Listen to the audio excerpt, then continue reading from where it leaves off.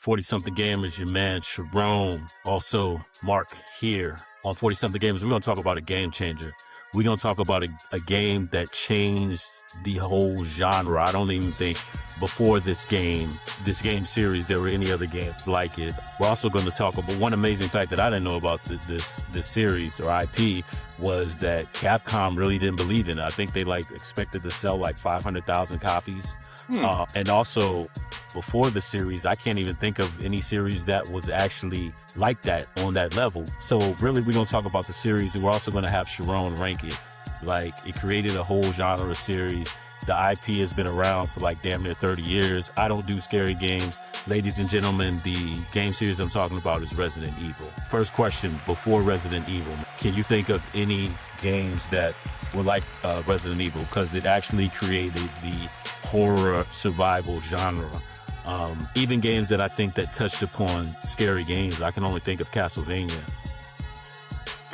Well, but then again, I don't do scary games. So I think that, to be fair, Resident Evil came out at a time where we had PlayStation. Before that, we just had games like the old Nintendo and Sega.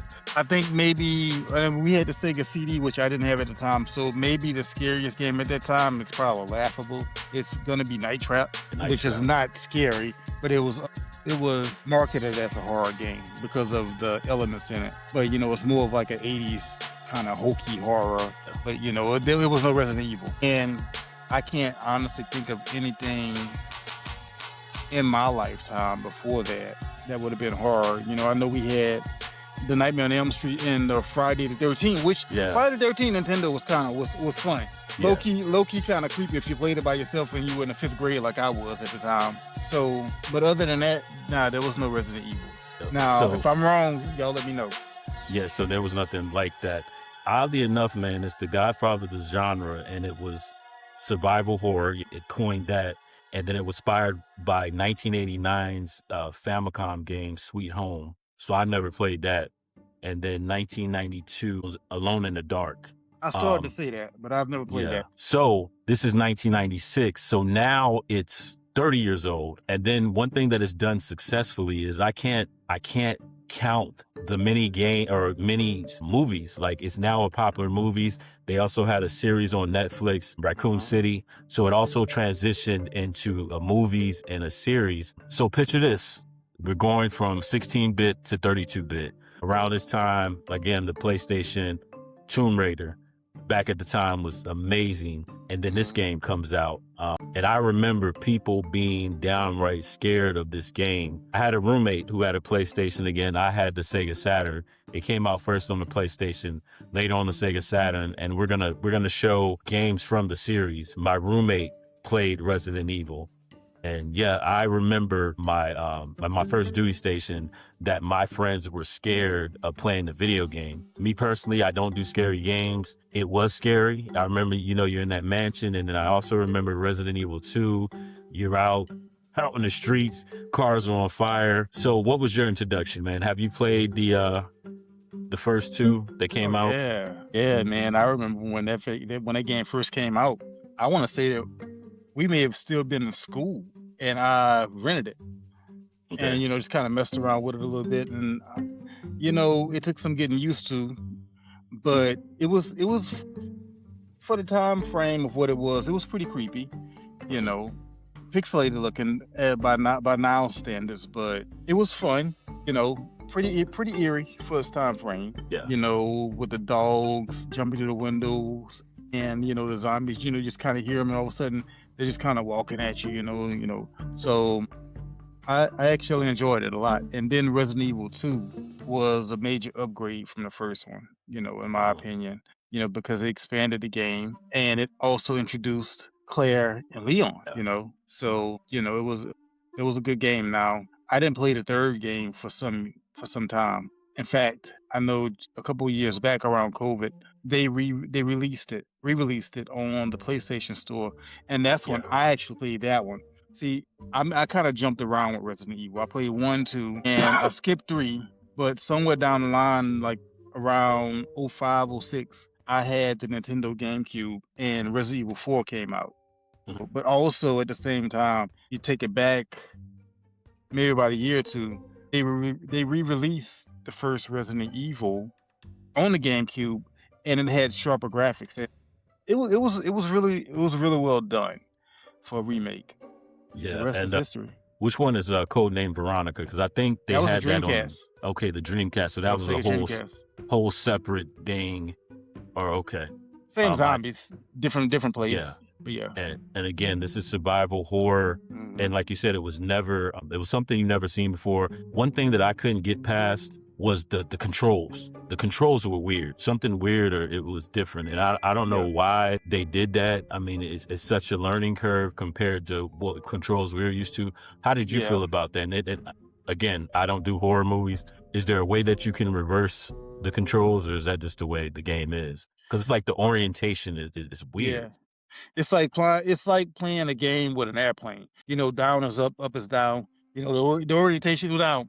I'll tell you, not to take away from Resident Evil. If I'm playing an airplane game and I push up and the airplane actually goes up, it screws me up. The orientation is Hmm. off. So I have to reverse it. So like with Resident Evil, I know that you would you would put toggle like left and right, and they would turn, and then you would push up, and they would walk, and you would push down, and like they would back up. But they eventually changed it. It got better. It got faster. I know you could push down and like one of the buttons, and they would do like a quick turn, which Hmm. made it faster and easier to play.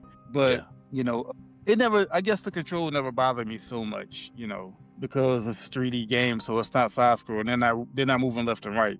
They have Yeah. to be able to move in a 3D environment. So I think that the controller was pretty comfortable, but at first it was kind of slow and sluggish. Yeah. Now it's faster. So we know 30 years ago, it takes place in the Spencer Mansion. How did you feel about, because I remember in the beginning, like again, this is 16-bit to 32-bit, the live action scenes in the first game. Because that was Oh something we've like, this was yeah, something new to us. And it was just like, wow, okay, this is on some Return of the Living Dead type yeah. stuff. How did you feel about that? At that time, to me, it was absolute cinema for a video Hmm. game. Because it's like, okay, now we're getting there. We're not quite there yet, but this is just like playing a movie. Which take it back to Night Trap, same thing, except with Night Trap, you would have to respond to like certain rooms at a certain time and push the button to trick the trap. Or Dragon's Lair, even the video game. When you push certain buttons, like with this, now it's a movie and you're like in a bit more control of what you're Yeah. doing. Yeah. So you're not just pushing this button. Okay, now you're gonna see the screen. Now you actually have to control this character and guide them Yeah. through. You know, And I'll even say, man, even with the graphics and when you open the door and the door over, this yeah. is scary. And then I Mhm. just remember the sounds of the zombies when you shoot them. And then Yeah. like the setup for part one, the mansion, like that whole mansion thing was, I mean, the settings was crazy. And I mean, I Mhm. literally had friends when I was like, that would play this game and like, hey, I'm not playing this in the dark. And it, it was like, hey, we playing this horror game. And I'm like, I'm not even myself in it. But I want to say too, one thing is cool that it has a single continuity and it's been that way for 30 years. So like even with Leon, man, it's now 50 years old Mhm. and they've aged. Yeah. And then you got the core four, Chris Redfield, Jill Valentine, Leon, and Claire Redfield. Don't forget about Ada Wong. She's part of it also. Yeah. She kind of entwines with Chris. I'm sorry, not Chris, Leon. So how did you feel the expansion from Resident Evil 1 to Resident Evil 2? 'Cause I mean, you're actually now not in the mansion, You're in a but I police remember the station. whole car scene, Yeah. like with all the cars and the fires, and it's just like a gang of Yeah. zombies, and you got to get to the police station. I want to say, I think that's all happening like in the same night, Yeah. something like that. Like while this is going on at the mansion, this is going on at the police station. How do I feel about the experience? I don't know. Like you said, like how do you feel like one was better than two, and it just broadened it, like expanded yeah. the series? Well, they had sharpened the graphics slightly. It was a Mhm. little bit faster. It didn't look as. It looked a little bit more rounded. They didn't look like Mhm. like blocky, like kind of like Minecraft-ish. Not knocking Minecraft; it's a great game, Yeah. but it kind of gave it a bit more story, of course. Yeah. And I felt like it was a solid sequel actually. And then so as the game systems, like so 32-bit and then to even the like you said, the GameCube, the Mhm. Dreamcast, it got more real, right? The Yeah, they made graphics got even better. once we got it on the Dreamcast, it looked extremely real. You know, for not Yeah. Dreamcast. Well, no, I'm sorry, Dreamcast. Yeah, it looked more realistic. Once they got it onto the GameCube, it looked Mhm. very real. You know, Yeah. and of course, now that we have the more modern systems, I mean, you've seen it. Yeah. Yeah. So we just had the Requiem, and then we had the remakes. So far in the series, what would you say is the best out of the series, man, and why? Because now it's full on, like it's like a horror movie to me now, and it's like no holds barred. Like Okay. people are getting ripped apart. Yeah.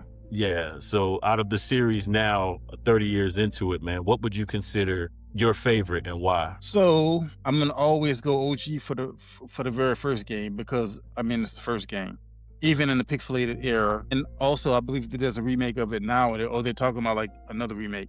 I would rate the first one number one. Now I'm gonna skip.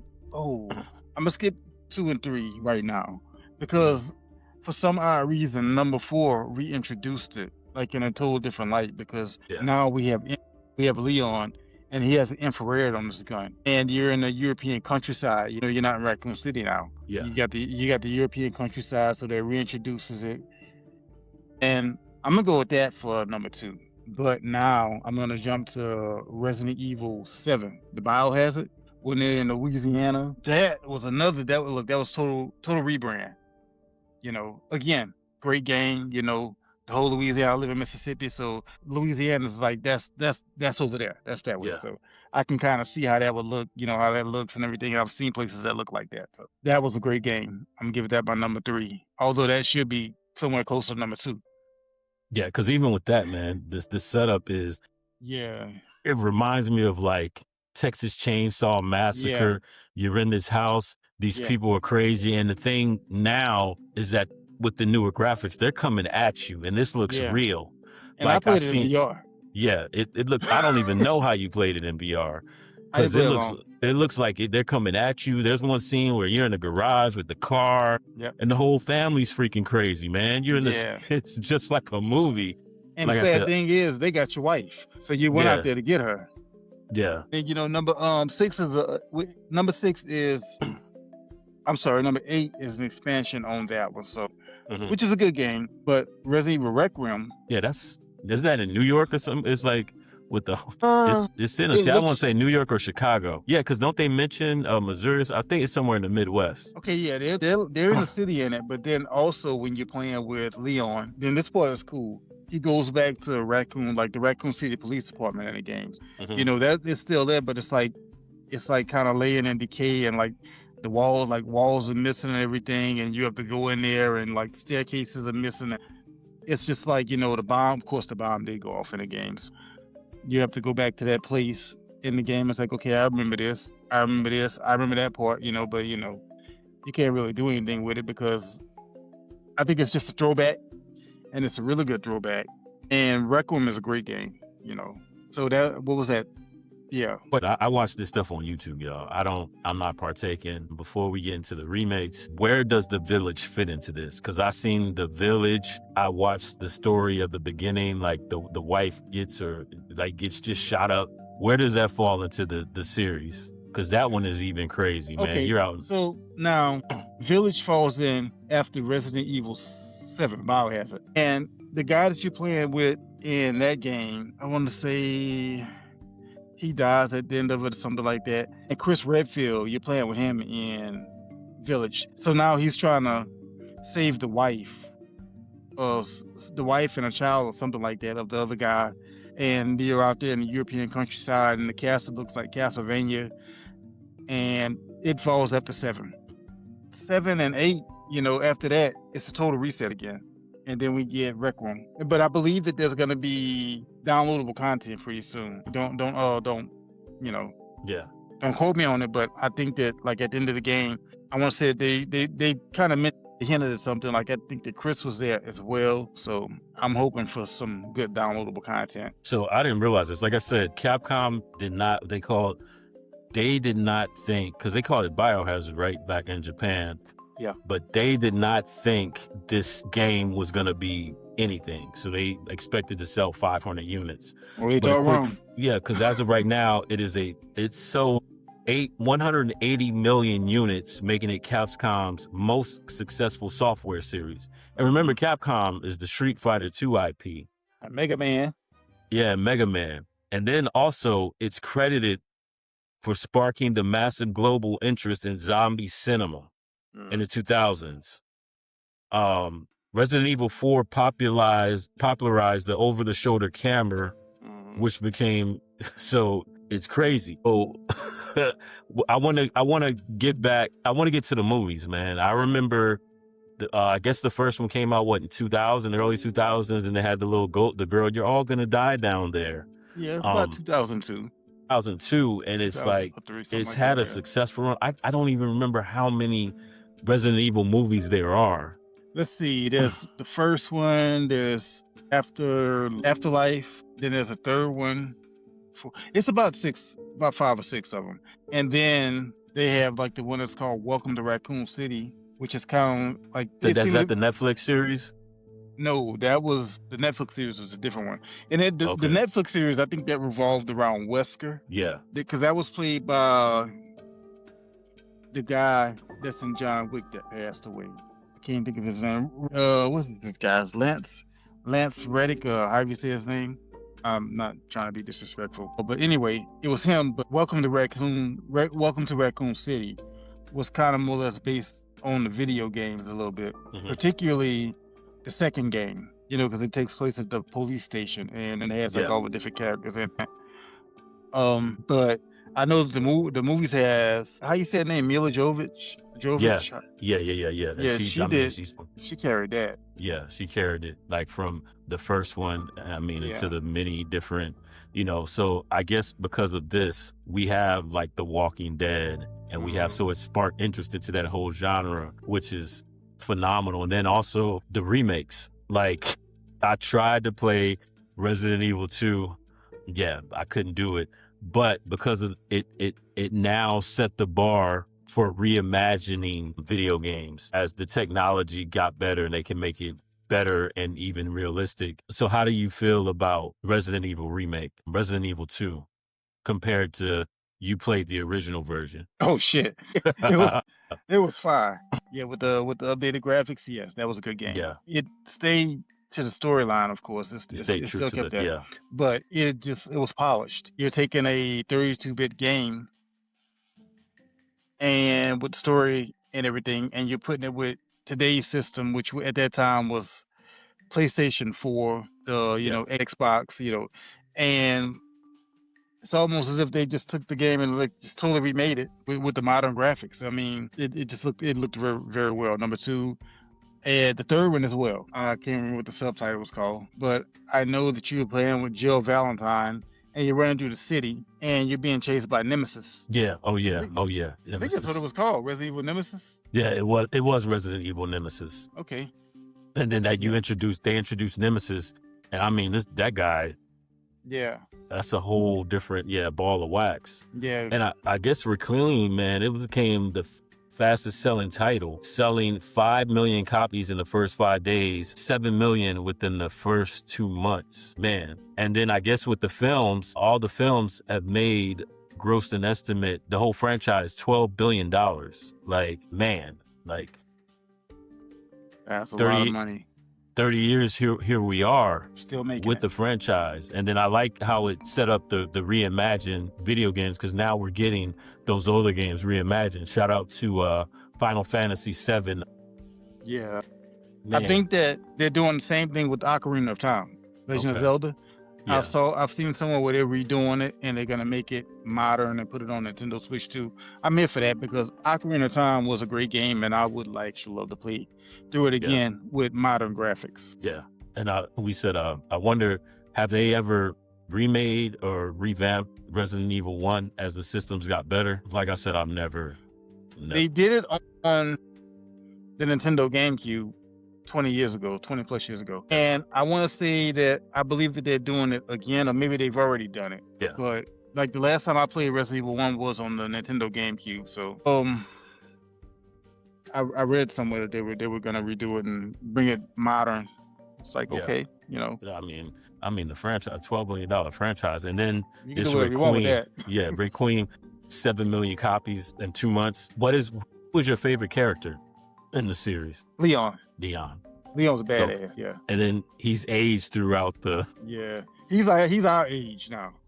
Okay. You know, he's about 48, 49. And that's crazy, man. That's crazy.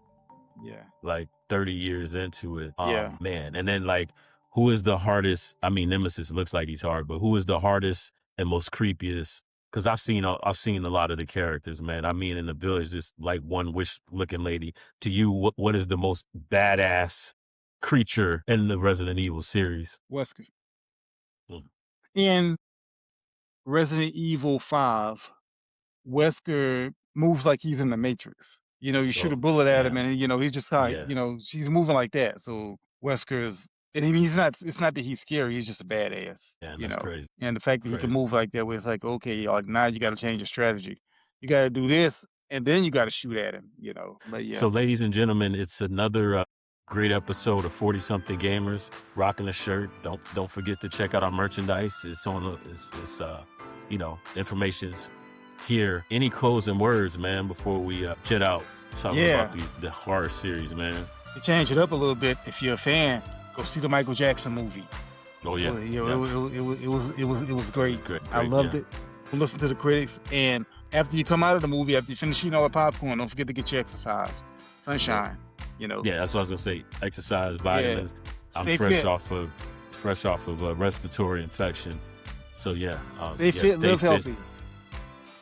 And again, I like to remind you guys, the background music, intro and outro music is my music.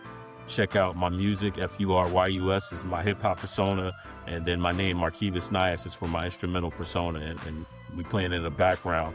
So let us know what you think, you know, what other video games you want to talk about that are now new in the horror genre.